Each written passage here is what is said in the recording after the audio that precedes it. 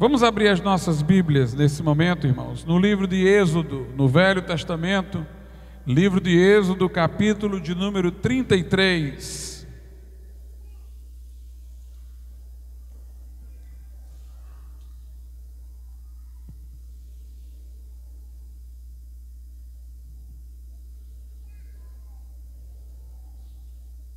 Êxodo capítulo de número 33, nós iremos ler do verso 18 até o 23. Êxodo 33, do 18 até o 23. Diz assim a palavra de Deus, Êxodo capítulo 33, versículo 18 até o versículo 23. Então ele disse: rogo-te que me mostres a tua glória.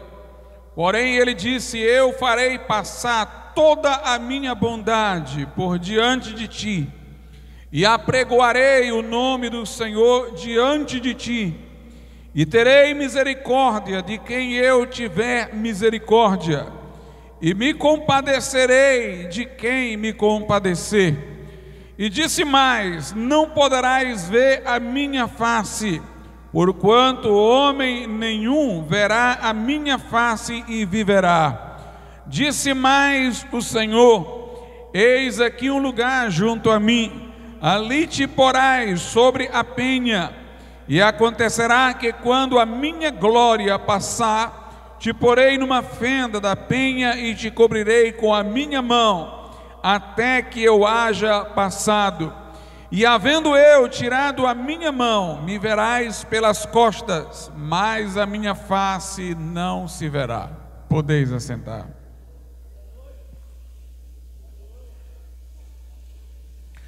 Aqui nós temos uma oração, um pedido de Moisés.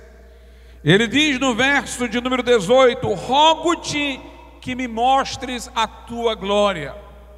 Ele pede a Deus que o Senhor manifeste a ele, apresente a ele, revele a ele a sua glória.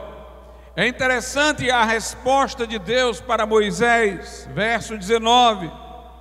Porém ele disse: eu farei passar toda a minha bondade por diante de ti.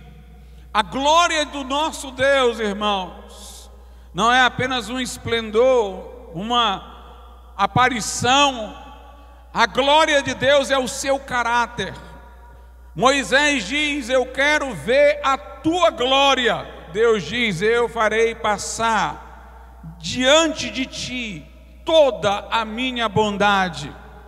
Portanto, conhecer o caráter de Deus é conhecer a sua glória. Conhecer a Deus em toda a sua bondade é conhecer a sua glória. Lá no livro de Salmos, a Bíblia diz, no Salmo 103, que Deus revelou os seus feitos a Israel e os seus caminhos a Moisés. A nação de Israel viu muitos milagres ali no deserto, na própria saída do Egito, quando o Mar Vermelho se abriu. Eles viram inúmeros milagres de provisão, água que saiu da pedra, o maná que veio do céu. Eles conheceram os feitos do Senhor. Mas Moisés teve um privilégio maior, que foi o de conhecer os caminhos de Deus. Deus falava com Moisés face a face, como qualquer um fala com o seu amigo. Deus, irmãos, revelou os seus planos, os seus projetos a Moisés. E quando Moisés pede para ver a glória de Deus, alguma coisa iria ali aparecer, alguma coisa iria se manifestar, porque a ideia de glória, da presença perceptível, sensível de Deus. Mas o que se apresentaria ali, mais do que alguma coisa que fascinaria os sentidos de Moisés, é que o faria tangenciar a bondade de Deus. Nós lemos acerca de Elias, de como ele ficou certa vez abatido, deprimido, escondido dentro de uma caverna, e Deus o chamou, e para tirá-lo daquela situação de melancolia, Deus manifestou a ele fogo, saraiva, vento, terremoto. Mas a Bíblia diz que Deus não estava em nenhuma destas coisas, embora fossem coisas esplendorosas, sensacionais. E depois se ouviu uma voz mansa e suave. E a Bíblia diz que Elias então tomou o manto, se quebrantou, foi tocado por aquela voz, porque Deus estava na voz, porque a voz era de Deus. O mesmo não se dera com o fogo, o terremoto, o vento, porque apesar de serem coisas miraculosas, produzidas pela ação de Deus, Deus não revelou a sua presença naquelas manifestações, não revelou de si mesmo, revelou apenas poder, mas não o seu caráter. O que o fez naquela voz mansa e suave, que tocou o coração de Elias. E aqui Moisés diz: quero ver a tua glória. E Deus diz que a glória dele não vai ser apenas uma aparição, alguma coisa iria passar diante de Moisés, mas revelaria a bondade de Deus. Moisés, depois daquela experiência, conheceria mais profundamente o caráter de Deus. Diz o verso 19: eu farei passar toda a minha bondade por diante de ti, e apregoarei o nome do Senhor. O nome do Senhor é a sua pessoa. Na oração sacerdotal que o pastor Eládio leu hoje aqui, Jesus diz: Pai, eu manifestei a eles o teu nome, eu fiz conhecer o teu nome e farei conhecer ainda mais. Nome não pode ser a expressão designativa, porque não tem como você fazer mais conhecer um nome do que já se conhece quando se tem o termo de designação. Mas o nome é a pessoa, o nome é a identidade. Deus diz: eu vou apregoar o meu nome, eu vou revelar a minha pessoa. Apregoarei o nome do Senhor diante de ti, e terei misericórdia de quem eu tiver misericórdia, e me compadecerei de quem eu me compadecer, e vou revelar a minha soberania. Eu determino sob que condições eu tenho misericórdia de alguém, sob que circunstâncias eu me compadeço ou não me compadeço. Deus está dizendo para Moisés: eu vou passar diante de ti a minha glória, mas com ela tu vais conhecer toda a minha bondade, com ela tu vais conhecer o meu nome, com ela tu vais conhecer que eu sou o Deus soberano, que tem misericórdia de quem eu quero ter misericórdia, que me compadeço de quem eu quero me compadecer. Portanto, irmãos, que experiência deve ter sido essa que Moisés teve quando a glória de Deus passou? Porque após esta experiência ele conhecia mais de Deus, de sua bondade, de sua soberania. No verso 20 diz assim: e disse mais: não poderás ver a minha face, porquanto homem nenhum verá a minha face e viverá. A Bíblia diz na carta de Paulo a Timóteo que Deus habita em luz inacessível, a qual nenhum homem viu e nem pode ver. Deus em sua essência pura é inatingível, inefável, indescritível. Nós não temos como conhecer a Deus em sua essência pura. Toda manifestação de Deus foi através de condescendência. Ele tomou alguma forma daquelas coisas que Ele mesmo criou, a forma do vento, do fogo, da nuvem que descia, a forma de um homem. Em Jesus Cristo Ele se nos manifestou encarnado. Mas nós só podemos conhecer a glória de Deus na face de Jesus Cristo, não na essência pura de Deus, porque Deus é invisível, Deus é Espírito, Deus é infinito, Deus é indescritível. Os profetas costumavam dizer: a quem farei semelhante o Senhor? A quem o compararei? Ele é único. Deus sequer pode ser definido, irmãos, porque Aristóteles dizia que definir uma coisa é dizer o gênero a que ela pertence e a sua diferença específica. Ele, por exemplo, definiu o homem dizendo que o homem era um animal por pertencer ao gênero animal, e sua diferença específica era a racionalidade, um animal racional. Toda definição que você faz de qualquer coisa, você toma o gênero dentro do que aquela coisa se insere e busca uma diferença para ela. Mas se Deus não cabe em gênero nenhum, porque Ele é o único do gênero, Ele é sui generis. Deus não é um gênero porque não existem vários deuses, só existe um Deus. Ele é totalmente único, Ele é totalmente singular, Ele não é um gênero, então não tem como você defini-lo. Ele é o totalmente outro. Não há como definir Deus. Ele diz: eu sou o Alfa e o Ômega, eu sou o primeiro e o último. Ele diz: antes de mim nenhum Deus se formou, e depois de mim nenhum outro haverá. Nós não podemos conhecer a Deus em sua essência pura ou vê-lo. Nós só podemos vê-lo pelas costas, vê-lo de alguma forma, vê-lo de alguma maneira oblíqua, mas não frente a frente, não diretamente. E é isso que Deus está dizendo a Moisés.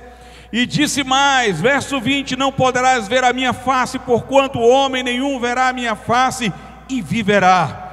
Disse mais o Senhor: eis aqui um lugar junto a mim, ali te porás sobre a penha, uma pedra. Era um indicativo, irmãos, de que nós só podemos ver a Deus de alguma forma que Ele pode se nos apresentar, se nós estivermos sobre a pedra, que é Jesus, sobre a rocha. É em Jesus Cristo que nós podemos ter alguma visão de Deus. E Deus disse no verso 22: e acontecerá que quando a minha glória passar, te porei numa fenda da penha. Ele ficou dentro de uma fenda que havia naquela pedra, como se ficasse dentro da pedra, mergulhado na pedra, no buraco que tinha na pedra. É arraigado e fundado em amor, como diz a Bíblia em Efésios 3, que nós podemos conhecer com todos os santos, qual seja a altura, a largura e a profundidade, conhecer o amor de Cristo que excede todo entendimento, até sermos tomados da inteira plenitude de Deus.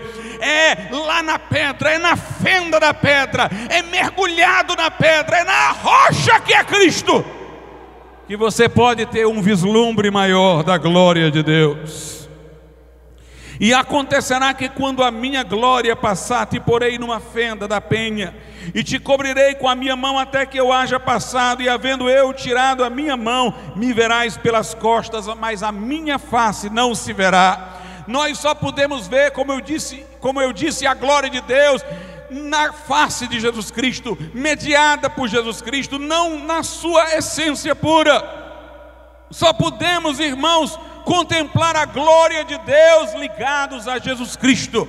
E como eu disse, contemplar a glória de Deus é mais do que ver uma luz, é mais do que ver fogo, é ver toda a bondade de Deus, é conhecer a Deus, é conhecer que Ele é soberano, que Ele governa, que Ele é o regente.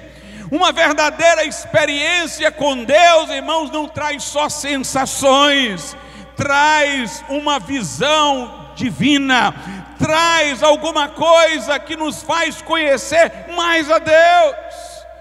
Quando alguém tem uma experiência com Deus, ou diz ter uma experiência com Deus, a pergunta que se lhe deve fazer não é esta: o que você sentiu?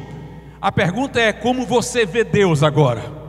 Como você concebe Deus agora? Lá em Êxodo, no capítulo de número 3, nós temos um momento que Deus se apresentou a Moisés para chamá-lo, para ser o libertador de Israel. Em Êxodo capítulo 3, a Bíblia diz o seguinte, a partir do verso de número 1: e apacentava Moisés o rebanho de Jetro, seu sogro, sacerdote em Midian, e levou o rebanho atrás do deserto, e veio ao monte de Deus, a Horebe, e apareceu-lhe o anjo do Senhor em uma chama de fogo, do meio de uma sarça. E olhou, e eis que a sarça ardia no fogo, e a sarça não se consumia. E Moisés disse: agora me virarei para lá e verei esta grande visão, porque a sarça se não queima. E vendo o Senhor que se virava para lá a ver, bradou Deus a ele do meio da sarça e disse: Moisés, Moisés. E ele disse: eis-me aqui. E disse: não te achegues para cá, tira os teus sapatos de teus pés, porque o lugar em que tu estás é terra santa. Disse mais: eu sou o Deus de teu pai, o Deus de Abraão, o Deus de Isaque, o Deus de Jacó. E Moisés encobriu o seu rosto, porque temeu olhar para Deus. Moisés cuidava do rebanho de seu sogro Jetro. Quando ele viu uma sarça que ardia e não consumia, ele foi até lá maravilhado por aquilo, porque é sabido que um fogo se mantém por aquilo que digere. Se eu tenho um papel pegando fogo, o fogo dura até que o papel seja totalmente consumido. Depois também o fogo desaparece, porque o fogo se alimenta daquilo que consome. Mas aquela sarça ardia e não se consumia. O fogo ali era um fogo que independia da sarça, era um fogo que se mantinha a si mesmo. Deus já queria mostrar alguma coisa a Moisés, que ele, Deus, é o Deus autoexistente. Todos nós não existimos por nós mesmos, somos contingentes, poderíamos não estar aqui, foi Deus que nos criou. Nós existimos nele, nele nos movemos, existimos e respiramos, mas Deus não existe em outro ser. Deus não é mantido por outro ser. Deus não teve começo e não terá fim. Ele é o eterno. Deus não foi criado, ele autoexiste, ele se mantém a si mesmo. Ele é o fogo que não precisa consumir algo para existir, não depende de outra coisa para existir. É o Deus autoexistente. Quando Moisés viu aquilo, ficou maravilhado, e ele foi se aproximando, mas Deus o chamou. Moisés, ele disse: eis-me aqui, não te achegues para cá, não te achegues para cá, tira os teus sapatos de teus pés, porque o lugar em que tu estás é terra santa. E Moisés tirou as sandálias dos pés. Que coisa solene, que coisa nobre, que coisa gloriosa, que experiência divina, irmãos. Moisés, diz a Bíblia, cobriu o rosto quando Deus falou, porque ficou ali maravilhado, porque temeu, porque reverenciou. E note, Deus falou com Moisés do meio do fogo. Deus não quer mostrar só fogo, não. Deus quer falar do meio do fogo, e falar para alto se revelar. Toda experiência verdadeira com Deus conhece a Deus. Não apenas Moisés viu a sarça, mas por meio do fogo ele viu a voz de Deus, ele ouviu a voz de Deus, que disse: eu sou o Deus de Abraão, eu sou o Deus de teu pai, eu sou o Deus de Isaque, eu sou o Deus de Jacó, o Deus das promessas, o Deus de Abraão. Moisés não teve só uma experiência que impressionou os seus sentidos.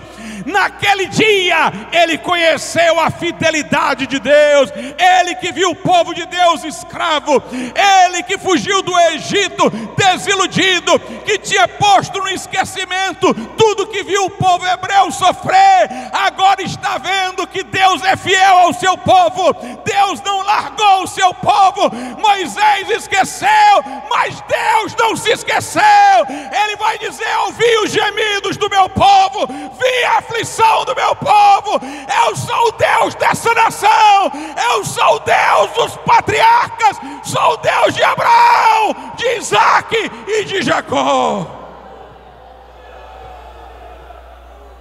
Essa é uma experiência com Deus, uma experiência que aprende sobre Deus.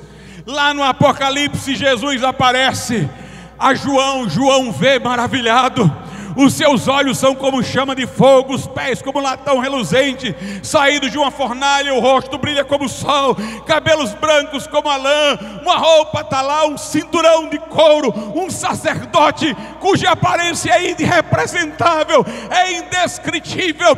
Cai João aos pés do Senhor, mas logo o Senhor se revela a ele: eu sou o primeiro e o último, eu sou o Alfa e o Ômega, eu sou aquele que foi morto e reviveu.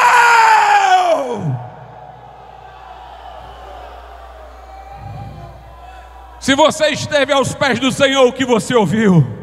Se você esteve aos pés dele, o que você aprendeu dele? Moisés aprendeu que Deus era fiel aqui.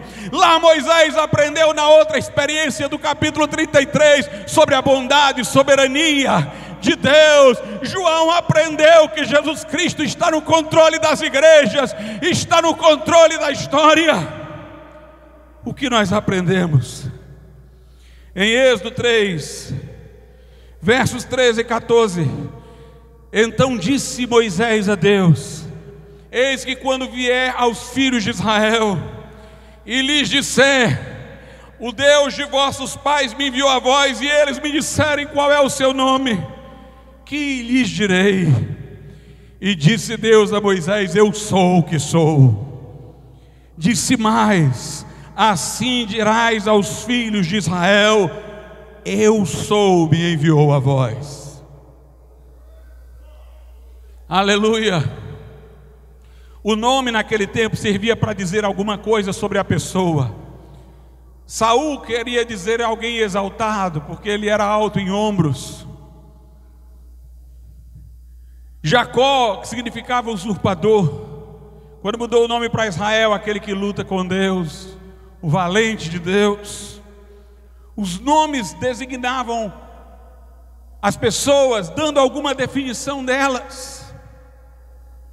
E Moisés pergunta: como é o teu nome, Senhor? Como eu te apresento? Não existe nome que pode, irmãos, dizer tudo sobre Deus. E Deus diz: olha, eu sou o que sou.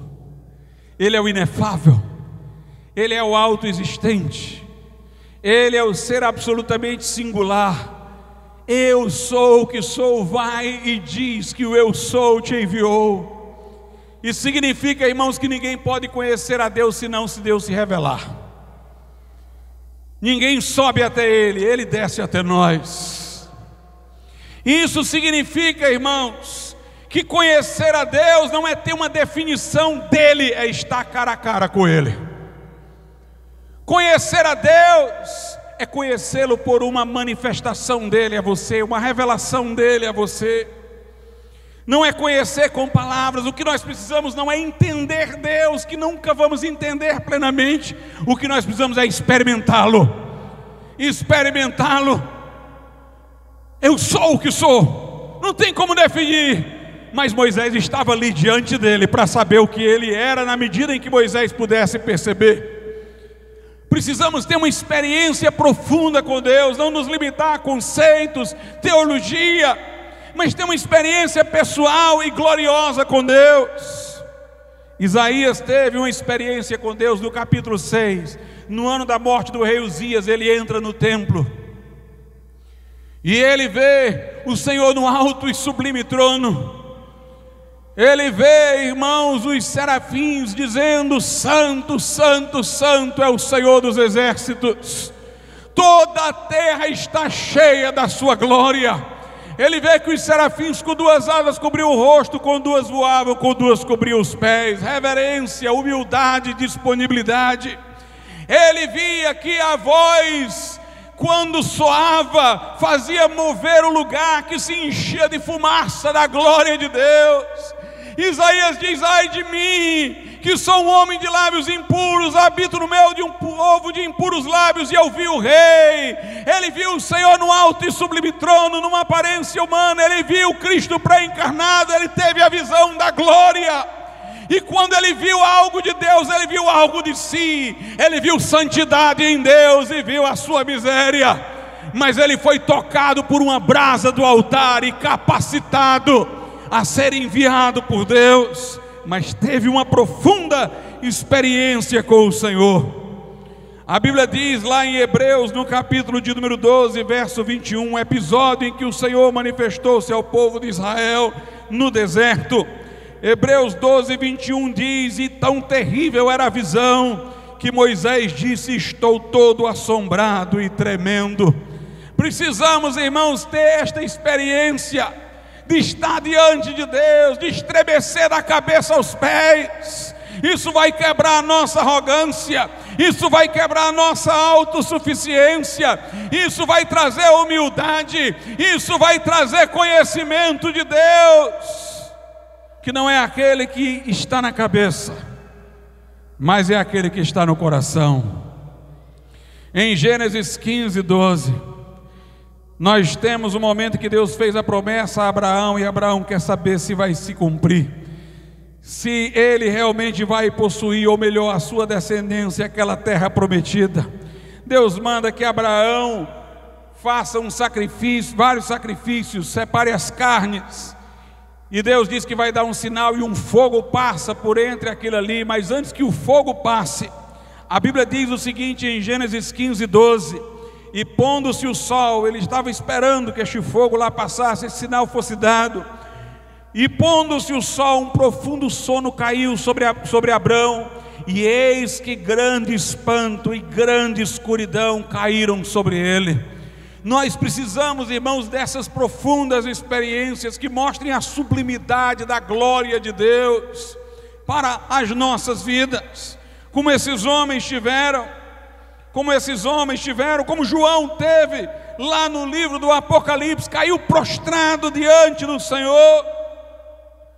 A Bíblia diz em 1 Coríntios, capítulo de número 14, verso de número 25, o seguinte: 1 Coríntios, capítulo de número 14, versículo de número 25, do que pode acontecer nos nossos cultos se Deus se manifestar. Diz o seguinte a palavra de Deus, eu vou ler a partir do 24: mas se todos profetizarem, algum indouto ou infiel entrar, de todos é convencido, de todos é julgado, os segredos do seu coração ficarão manifestos, e assim, lançando-se sobre o seu rosto, adorará a Deus, publicando que Deus está verdadeiramente entre vós. Aqui Paulo não está falando de uma experiência revelacional, como teve lá Moisés, para a escritura do que veio em seguida está no Pentateuco, como aquela de João que resultou no escrito do Apocalipse. Aqui ele está falando de um culto rotineiro, mas onde Deus pode se manifestar, se todos estiverem cheios do dom profético, se todos profetizarem, o indouto, o incrédulo vai entrar, os segredos do seu coração serão manifestos, ele vai cair por terra, ele vai cair de joelhos e vai dizer: verdadeiramente Deus está entre vós. Mas isso é o incrédulo que vai dizer, porque os crentes que estavam lá já estariam sentindo isso, que Deus verdadeiramente está entre nós. Aleluia, louvado seja Deus. Em Lucas 5:8 nós temos aquele episódio que Jesus diz aos discípulos para lançarem as redes, que eles vão colher peixes. Eles dizem que não estavam conseguindo. Jesus diz: lança que vai vir peixe. Quando vem muito peixe, veja o que acontece, como Pedro reage. Lucas capítulo 5, verso 8: e vendo isso, Simão Pedro prostrou-se aos pés de Jesus, dizendo: Senhor, ausenta-te de mim, porque sou um homem pecador. Porque o espanto se apoderara dele e de todos os que com ele estavam, por causa da pesca que haviam feito. Nós precisamos desse espanto, irmãos, nós precisamos desse espanto. Veja que a reação de Pedro, ele diz: ausenta-te de mim, que sou pecador. Ele viu ali a glória de Deus, a glória de Cristo, ele viu ali a sua fragilidade. É preciso termos essas santas percepções de Deus. Jó, no começo do livro, conhece a Deus, mas no final do livro o próprio Deus se revela a ele, o próprio Deus se manifesta a ele gloriosamente. E veja o que Jó diz, capítulo 42, do verso 1 até o 6. Então respondeu Jó ao Senhor e disse: bem sei eu que tudo podes, e nenhum dos teus pensamentos pode ser impedido.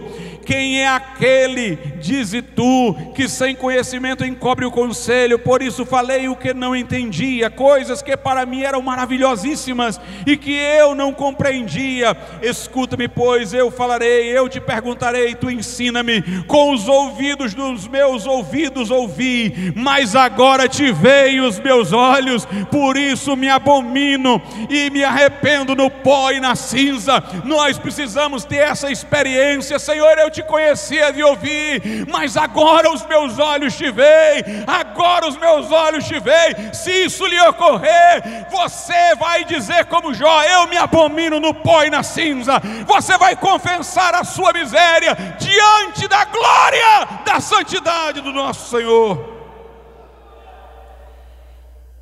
É preciso, irmãos, que nós tenhamos experiências constantes com Deus. Na primeira epístola de Pedro, capítulo 1, verso 8, a Bíblia diz que estas experiências deveriam ser a normalidade no Novo Testamento. Na nossa vida cotidiana, na primeira de Pedro, capítulo 1, verso 8, diz assim: ao qual, refere-se a Jesus, não o havendo visto, amais, no qual, não o vendo agora, mas crendo, vos alegrais com gozo inefável e glorioso. Há uma tradução que diz com alegria indizível e cheia de glória. Os puritanos consideravam isso aqui como uma profunda experiência com Deus disponível ao crente que vive na sua presença. Um momento em que você vai sentir uma alegria indescritível, vai tangenciar o céu, sentir um gozo inefável que não há palavras para descrever, e cheia de glória. É bom ouvir testemunho do que Deus fez na vida de alguém, mas o melhor testemunho é aquele que não se pode contar, porque a alegria é indescritível, porque o gozo é inefável. É o testemunho que não se acha palavras para dizer daquilo que alguém experimentou na presença de Deus. Em 2 Coríntios 3 diz: enquanto contemplamos a glória do Senhor, somos transformados de glória em glória na mesma imagem. Contemplar a glória do Senhor no texto ali é contemplar pela meditação na palavra. Quando é lido o livro da lei, os judeus não enxergam Cristo porque tem um véu no coração, mas nós temos o rosto descoberto, o véu foi tirado, nós enxergamos Cristo na palavra. E se nós vamos meditando nesta palavra, contemplando a glória de Deus, contemplando a glória de Cristo, meditando, então nós vamos sendo transformados, mas note, de glória em glória. Glória na Bíblia representa aquele toque profundo do céu. É como se ele dissesse que enquanto eu estou contemplando, eu vou tendo experiências gloriosas que vão me empurrando para frente na vida espiritual, que vão me elevando de degrau a degrau, experiências de arranque, de toque da glória de Deus, de percepção da majestade de Deus. Meus irmãos, isso é para nós, isso é para você, isso é para hoje, isso é para agora.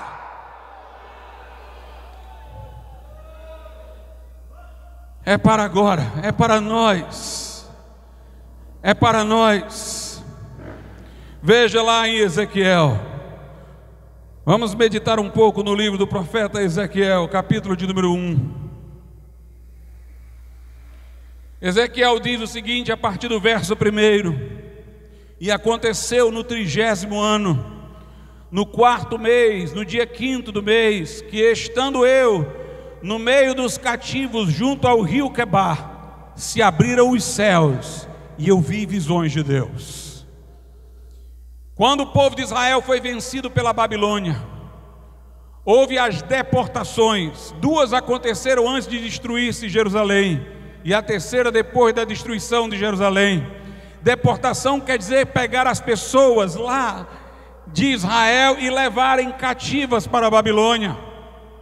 Ezequiel fez parte do segundo grupo, da segunda deportação, e os que foram deportados com ele ficaram lá nessa localização, junto ao rio Quebar, que é ali no sul do Iraque, que seria a Babilônia naquele tempo. E ele diz: quando eu estava lá, já pensou, aquelas pessoas todas desanimadas, tiradas da sua terra, arrancadas do seu lugar, a nação divina, escolhida por Deus, vencida pelo inimigo, pela Babilônia, eles lá, sem o seu ambiente natural, jogados, cativos, sem saber qual seria o rumo seguinte. Era uma situação de melancolia, de desânimo, de tristeza, como nós temos visto acontecer hoje. Hoje nós temos visto que um governo maligno, irmãos, tomou conta do aparelhamento de poder aqui no Brasil. Houve uma profecia nos Estados Unidos de uma pessoa que falou que haveria um grande avivamento espiritual no Brasil, e muita gente euforicamente acreditou que isso significaria que estes marxistas não tomariam o poder aqui.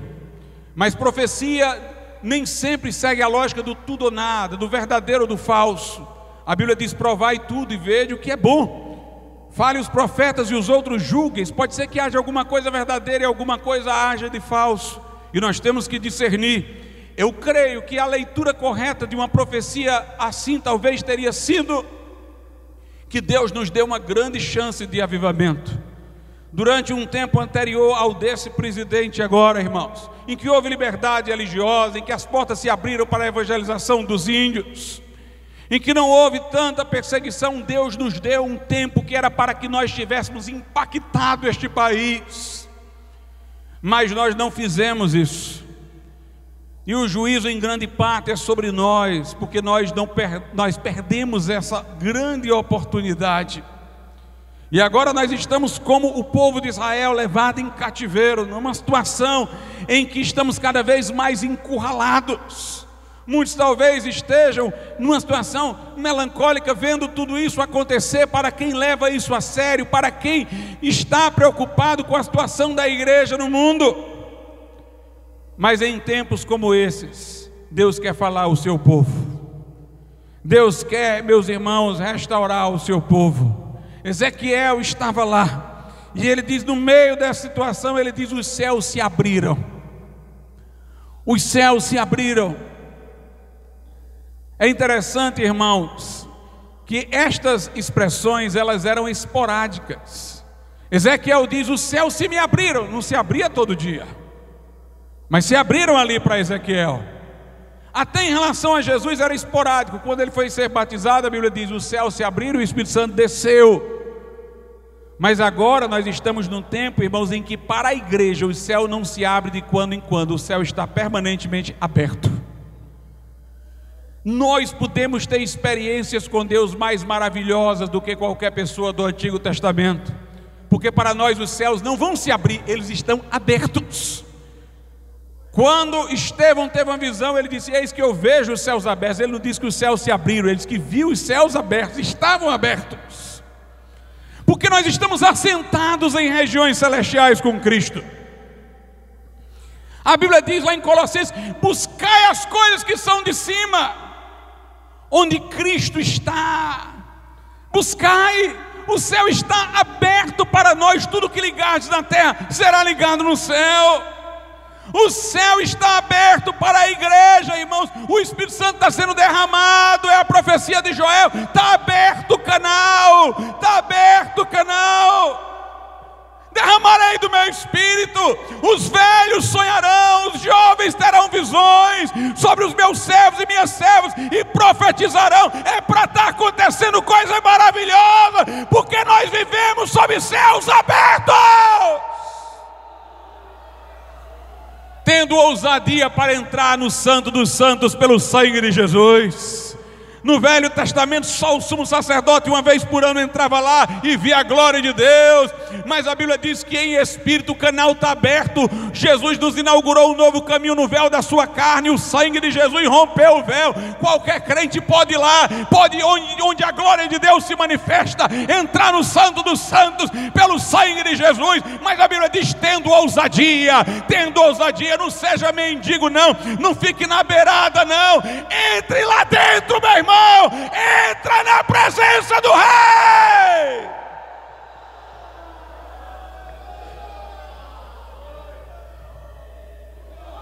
Aleluia. Junto ao rio Quebar se abriram os céus e eu vi visões de Deus. Aleluia. No 5º dia do mês, no 5º ano do cativeiro do rei Joaquim, veio expressamente a palavra do Senhor a Ezequiel, filho de Buzi, o sacerdote, na terra dos caldeus, junto ao rio Quebar, e ali esteve sobre ele a mão do Senhor. A Bíblia diz que os céus se abriram, ele teve visões de Deus. E a Bíblia diz que Ezequiel era sacerdote, irmãos. Ezequiel era sacerdote e não ficou sem sacerdócio. Ele não podia ir ao templo, o templo veio até ele. Ele não podia ir lá no templo, entrar onde a glória de Deus se manifestava, a glória de Deus visitou ele. Aqui diz que ele era filho de Buzi, o sacerdote, e ele também era sacerdote. E note o que diz no comecinho do versículo de número 3: veio expressamente a palavra do Senhor a Ezequiel, filho de Buzi, o sacerdote, na terra dos caldeus, junto ao rio Quebar, e ali esteve sobre ele a mão do Senhor. Esteve sobre ele a mão do Senhor. A Bíblia mostra, portanto, irmãos, que a glória de Deus veio sobre ele. a glória de Deus veio sobre ele. Olha o versículo 1 do capítulo 1 de Ezequiel. E aconteceu no 30º ano. 30º ano de quem? De Ezequiel. Isso aconteceu quando Ezequiel fez 30 anos. Por que, pastor, 30 anos? Porque 30 anos, conforme o Pentateuco, era a ordem que o sacerdote começava a oficiar. A consagração do sacerdócio era aos 30 anos. Deus amava tanto Ezequiel, que é o seguinte: Ezequiel, tu não está lá para ser consagrado ao sacerdócio, mas completou os 30 anos. Não pode entrar lá no Santo dos Santos, porque está aqui cativo, o templo está lá, mas eu vou me manifestar a ti. Deus honra aquele a quem chamou, irmãos. Deus honra aquele a quem chamou. Se Deus te chamou, Ele vai estar contigo.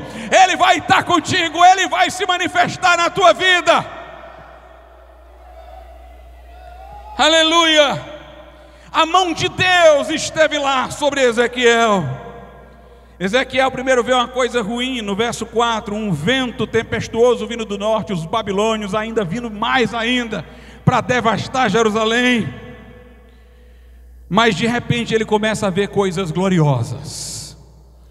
E do meio, versículo de número 5, e do meio dela saía a semelhança de 4 animais, e esta era a sua aparência. Ele vê esses 4 seres viventes que também João vê no Apocalipse, cujos rostos representam facetas de Cristo e dos 4 evangelhos. Um é como leão, Jesus no evangelho de Mateus é rei, o outro é um novilho, é como no evangelho de Marcos, onde ele é servo, o outro é como homem, no evangelho de Lucas, Jesus é o homem ideal, o outro é como uma águia, Jesus como o verbo que se fez carne e habitou entre nós. Nós vemos aqui, irmãos, esses 4 seres viventes. E aqui a cena é indescritível. Se você tentar fazer um quadro disso aqui, não funciona. É igual a imagem de Jesus lá no Apocalipse. Faça um retrato de alguém cujos olhos é como chama de fogo. Faça um retrato de alguém cujo rosto brilha como o sol. Faça um retrato de alguém cujos pés são como um latão reluzente saindo de uma fornalha em brasa viva. Aqui, irmãos, Ezequiel, se não fosse o que a gente já sabe, era contraditório. Se eu fosse julgá-lo pelos homens, eu diria é contraditório. Porque ora ele dá a aparência desses 4 seres viventes, apontando como animais, na aparência desses 4 animais. Aí quando chega lá no versículo de número 13, ele diz assim: e quanto à semelhança dos animais, o seu parecer era como brasas de fogo ardentes. Se um era como boi, o outro rosto era como novilho, o outro era como águia, o outro era como um leão, eu pergunto, como é que ao mesmo tempo era como brasa? Afinal, eram esses rostos de animais ou era o que está agora no versículo 13? E quanto à semelhança dos animais, o seu parecer era como brasas de fogo ardente, como uma aparência de tochas. O fogo corria por entre os animais, e o fogo resplandecia, e do fogo saíam relâmpagos. Ezequiel não sabia descrever, irmãos, ele estava pendulando bem, são 4 aqui rostos desse jeito aqui, não, peraí, é fogo, não tem como descrever o ambiente em que a glória de Deus se manifesta. Não tem palavra, não tem testemunho para dar no culto, tem só a comoção do coração na presença de Deus. E ele disse que havia 4 rodas. Essas rodas eram gigantescas. No verso 18 ele diz: essas rodas eram tão altas que metiam medo. Esses 4 seres viventes estavam sobre essas rodas, que eram grandes, altas, de meter medo. Nas rodas existiam olhos, indicando a onisciência de Deus.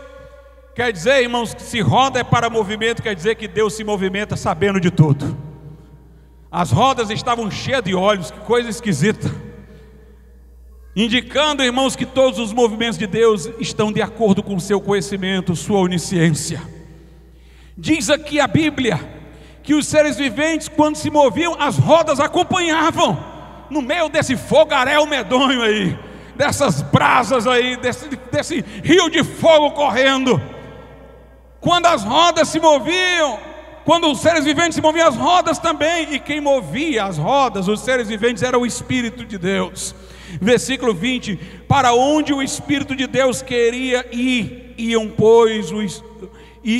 pois o Espírito os impelia, e as rodas se elevavam defronte deles, porque o espírito da criatura vivente estava nas rodas.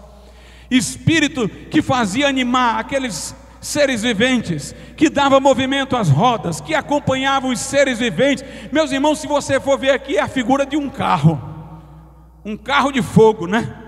4 rodas, os seres viventes sobre cada uma, elas cheias de olhos, o fogo correndo, o espírito impelindo e o movimento. Quando o espírito impelia, andava; quando não impelia, não andava. Um movimento. E em cima desse carro, lá em cima tinha um trono, aleluia. A Bíblia diz que esses animais viventes, seres viventes, lá no próprio livro de Ezequiel, mais adiante, vai dizer que são querubins. Mas lá em cima estava o Senhor. Lá a Bíblia diz o seguinte, vamos ler primeiramente o versículo 24: e andando eles ouviam um ruído de suas asas, como o ruído de muitas águas, como a voz do Onipotente, a voz de um estrondo, como o estrépito de um exército. Parando eles, abaixavam suas asas. Note aqui, falando do movimento das asas desses querubins, diz que era como o barulho de um exército, era como um barulho de muitas águas, era como a voz do Onipotente. Lá no versículo 26 diz: e por cima do firmamento, porque sobre esses seres existia um firmamento, por cima do firmamento que estava por cima da sua cabeça havia uma semelhança de trono, como de safira, e sobre a semelhança do trono havia como que a semelhança de um homem no alto sobre ele. É o Senhor na sua visão pré-encarnada, como se pode conhecê-lo de alguma forma, ele se apresentando na figura de um homem. Portanto, quando esses animais se moviam, as rodas moviam, o carro andava, o carro de fogo, e lá em cima do carro estava o trono, aquele que governa, aquele que é soberano, o nosso Deus. Nesse trono de glória estava o nosso Deus. É interessante, irmãos, que a Bíblia quer mostrar algumas coisas em suas representações. Já notaram que no Antigo Testamento só existia um lugar de culto, o Templo de Salomão, e antes o Tabernáculo de Moisés? Não se poderia cultuar em outro lugar, era para assinalar o monoteísmo. As outras nações tinham vários deuses, vários lugares de culto. Para o povo de Israel se preservar, adorando o único Deus, havia um só lugar de culto. Mas antes de ser construído o Templo de Salomão no deserto, Deus orientou para se fazer um tabernáculo. O tabernáculo ficava indo, se movimentando.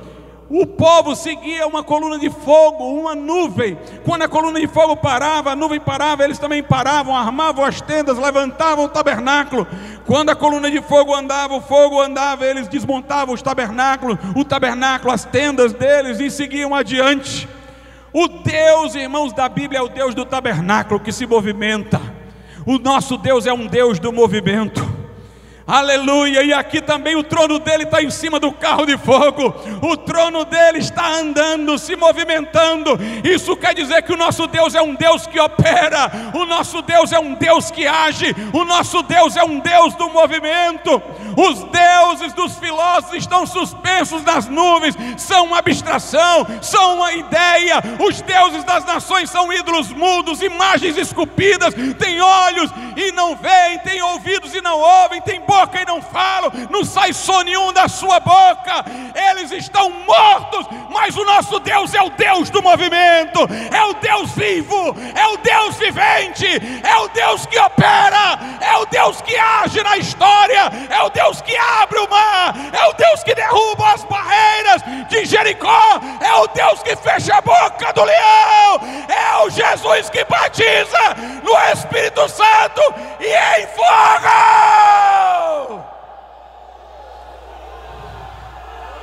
Aleluia! É o Deus que age, é o Deus que age.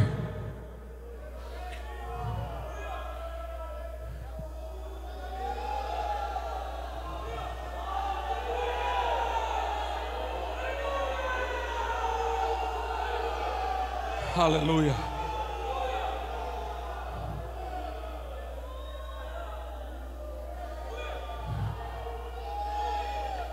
No versículo 28 diz: como o aspecto do arco que aparece na nuvem do dia da chuva, assim era o aspecto do resplendor em redor. Este era o aspecto da semelhança da glória do Senhor. E vendo isso, caí sobre o meu rosto e ouvi a voz de quem falava. Os irmãos já notaram que todo profeta, irmãos, antes de ser enviado para uma missão, primeiro ele vê a glória. Isaías tem a visão do alto e sublime trono, depois ele é o profeta Isaías. Moisés vê a sarça ardente, e depois ele é o libertador de Israel.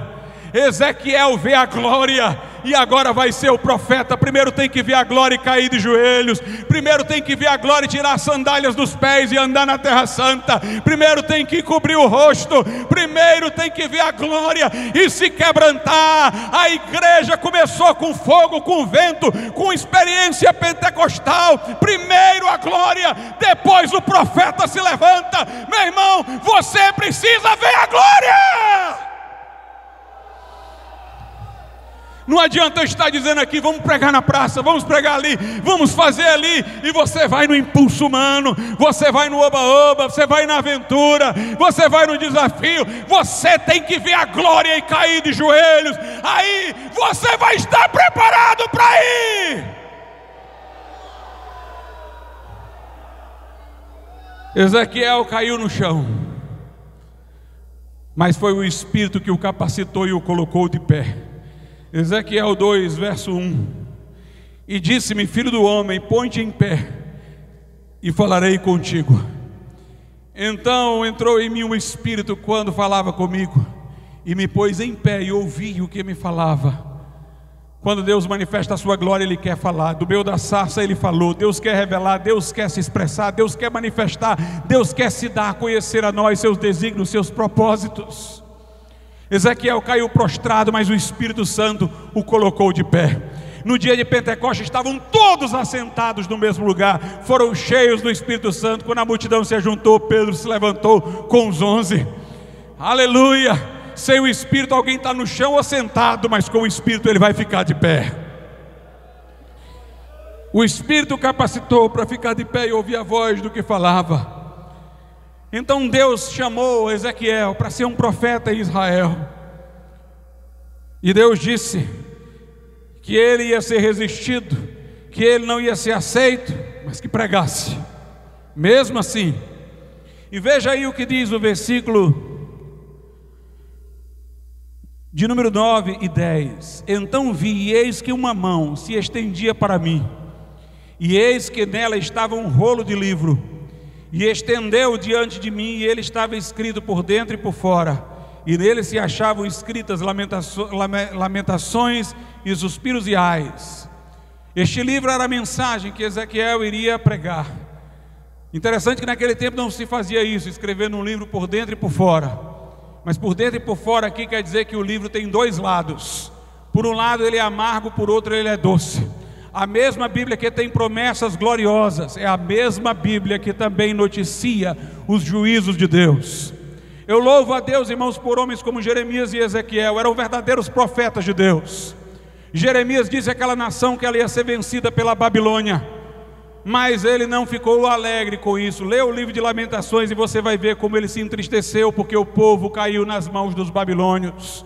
O verdadeiro profeta, irmãos, ele não fala de tragédias e misérias com prazer, ele fala com lágrimas.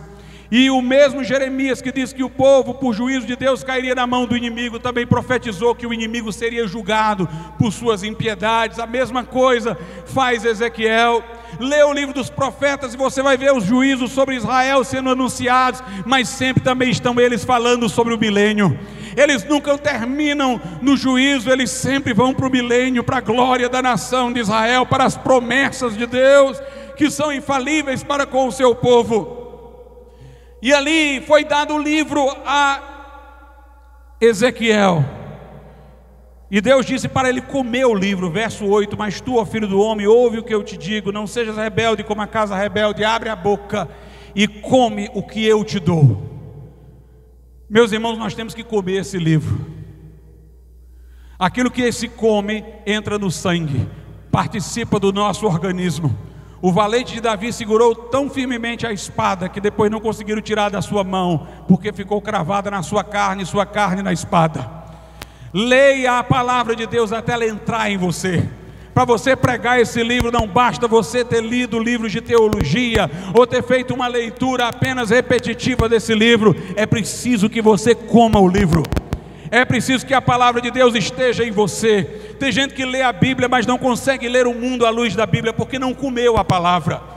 Ele tem a Bíblia, mas faz uma leitura errada do mundo, da situação, das profecias, da condição do homem, de tudo mais, porque ele não comeu a palavra. Mas Deus disse a Ezequiel: come o livro.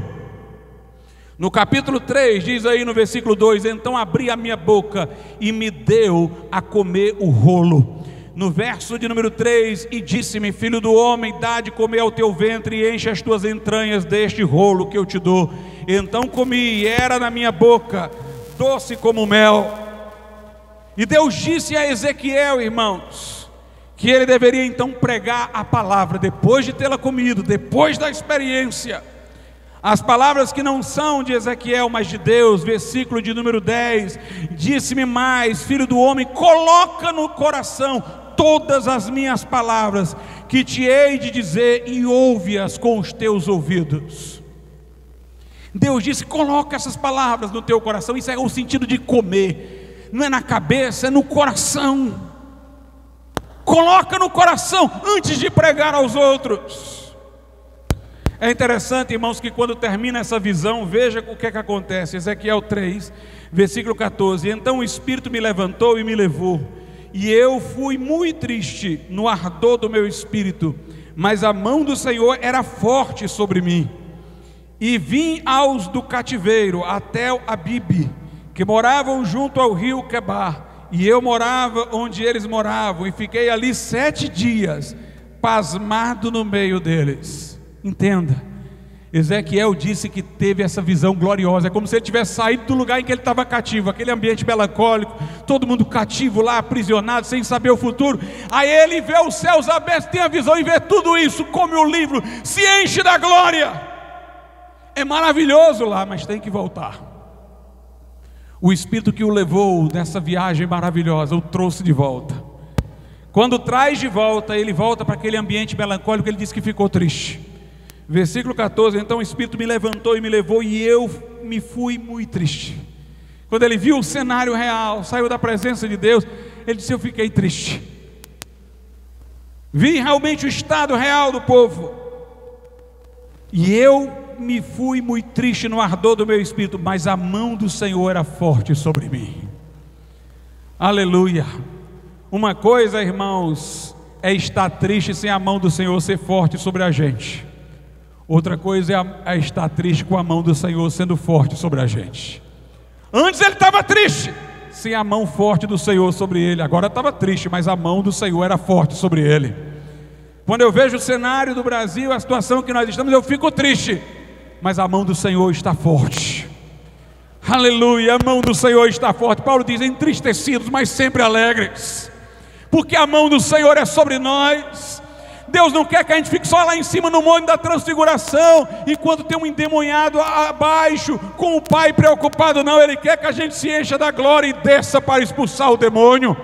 Ele quer que a gente se encha da glória e volte para confrontar o povo, para pregar com coragem. Ele voltou, Ezequiel disse: quando eu vi o cenário de novo, fiquei triste, mas espera aí, alguma coisa estava diferente. Eu estava triste, mas a mão do Senhor era poderosa sobre mim. E o mais interessante, versículo de número 15: e vim aos cativeiros até o Abibe, que moravam junto ao rio Quebar, e eu morava onde eles moravam, e fiquei ali 7 dias, pasmado no meio deles. Ezequiel passou 7 dias, irmãos, maravilhado com aquilo que experimentou. 7 dias maravilhado com tudo que vira, que ouvira. Nós precisamos, irmãos, tocar os céus. Nós precisamos tocar os céus. Você vive na era da graça, meu irmão. Se na era da lei isso foi possível, você vive na era da graça. Mas Ezequiel era sacerdote, Deus nos fez reis, sacerdotes para Ele. Os céus nos estão abertos, nós estamos assentados com Cristo nas regiões celestiais. Ah, mas a glória de Deus é no lugar santíssimo. Pois a Bíblia diz: tenhamos ousadia para entrar no lugar santíssimo pelo sangue de Jesus. Deus quer manifestar a sua glória. Deus quer se manifestar a você, para que você saia daqui diferente. Você vai cair diante dele, mas vai se levantar mais alto do que antes, pelo poder do Espírito do Senhor. Vamos ficar de pé na presença de Deus nesse momento. Aleluia.